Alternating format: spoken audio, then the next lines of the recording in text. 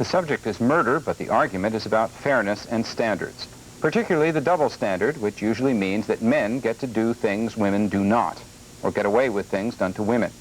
In this case, it was a man who killed his wife. She was about to leave him, but in the days before she went, it came out at the trial, she was gentle and loving. He shot her. The judge said he was provoked and deceived, and so the judge took all of this into account at the sentencing. That happened in Denver earlier this week. Friday, others reviewed the evidence and raised a question, which had more to do with protecting the living than avenging the dead. Correspondent Jim Cummins reports. Clarence Burns admits he killed his estranged wife, Patty. He shot her 5 times in the face last August because she was planning to leave him. Burns pleaded guilty to second-degree murder, which normally carries a sentence of 8 to 12 years in prison. But the judge, who said Burns had been provoked by his wife into killing her, gave him a light sentence, 2 years in a work release program. Burns' lawyer believes that's fair. We always felt from the beginning that this was a case of manslaughter, whereby Clarence acted upon an irresistible impulse that was the result of a highly provoking act. We would like to express our outrage at Judge Lick. But many others, especially women's rights groups, are outraged by the light sentence Burns got for killing his wife. Some of them have staged protest rallies. As it is, women who read about this sentence may justly believe that they have as much to fear from the system which should protect them as they have from the domestic violence situation in which they already find themselves. Colorado Governor Richard Lamb is angry about it, too. That it was very clearly an unjust sentence, that the crime, I think, just on its face, and when you know the facts, it's even more appalling, really deserved a much more serious sentence, and the person literally got away with murder. Lamb has ordered the state attorney general to help District Attorney Norman Early prepare an appeal of the sentence. We will be asking the Supreme Court to review this particular sentence because we believe without some sort of review there might be sentences of this nature in the future unless someone speaks up and says that this is an abuse of authority. Thank you very much. The appeal will be filed with the Colorado Supreme Court next week. Jim Cummins, NBC News. There is no connection between that story, which was very, very serious, and this one, which is not, although it is, in its own way, important.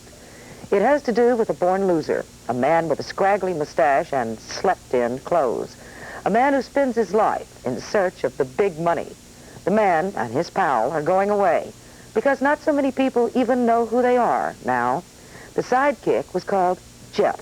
The man, his name was Mutt. Cassandra Lawton of WPCQ reports from Charlotte, South Carolina. These two familiar characters are 75 years old. After Sunday, though, Mutt and Jeff will be retired. This man, George Brysacker of the Charlotte Observer, will be drawing the last comic strip. It's a job he's had since 1981, and he's only the third artist to take over the strip since it began. I worried a lot about that at first. It's a little intimidating to take over a strip that's 74 years old. You don't want to be the one to, kill Mutt and Jeff. I think after I was doing it for a couple of months, I realized it was going to be an uphill struggle, and I just decided I would quit worrying about it and try to do what I felt was right with the strip and do the best job I knew how. Mutt and Jeff was started in 1907 in the San Francisco Chronicle's sports section. It was the brainchild of Bud Fisher. Although the comic strip is syndicated in 25 American newspapers, it was canceled because it lacked enough subscribers to be profitable. Brysacker takes the decision to cancel Mutt and Jeff in stride. I wrestled with this 6 weeks ago. That's when I was informed that it was going to end. This day was inevitable. I've had a long time, good opportunity to deal with it. What's going to happen to Mutt and Jeff?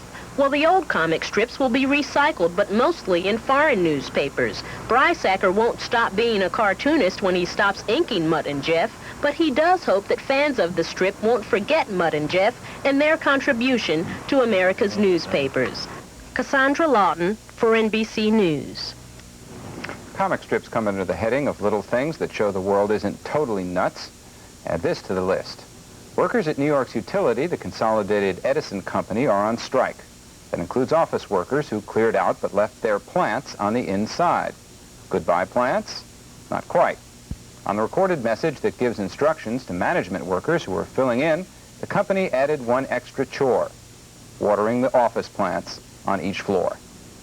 There was more news, not much of it as humane as that, but here is some of what there was on a reel.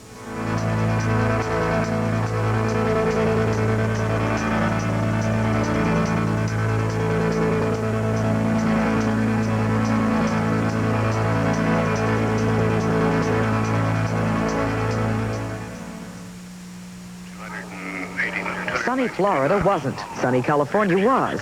So the shuttle changed plans and landed Friday morning in front of a small crowd at Edwards Air Force Base in California.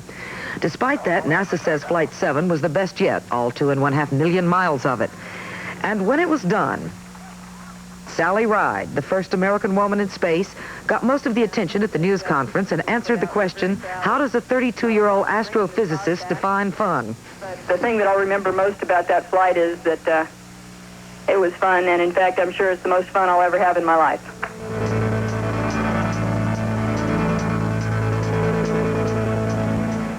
It was time to pack and leave Deseret, Utah Thursday as floodwaters swept into the small town just before midnight.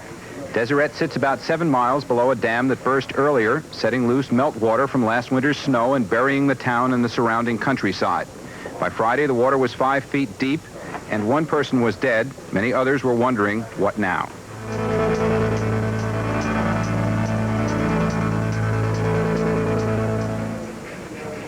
On the same day the movie Twilight Zone premiered, its director, John Landis, was before a judge in Los Angeles to answer charges of involuntary manslaughter in the deaths during filming of Vic Morrow and 2 child actors who were killed when a film crew helicopter crashed into them. Landis and the 4 other defendants heard the charges, then entered their own pleas. Yes, sir. And what is your plea, sir? Not guilty.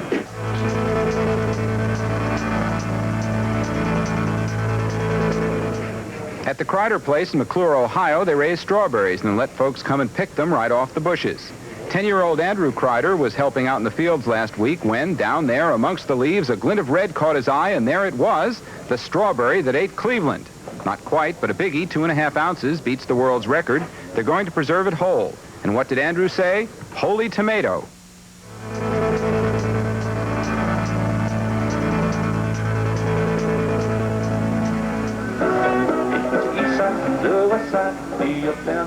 Square 'em up is square dance talk for Start Dancing Now, y'all. 28,000 of them are in Louisville, and the dancing, which started on Thursday morning, will go for 3 days. It's for fun. This isn't a marathon. They shoot square dancers, don't they?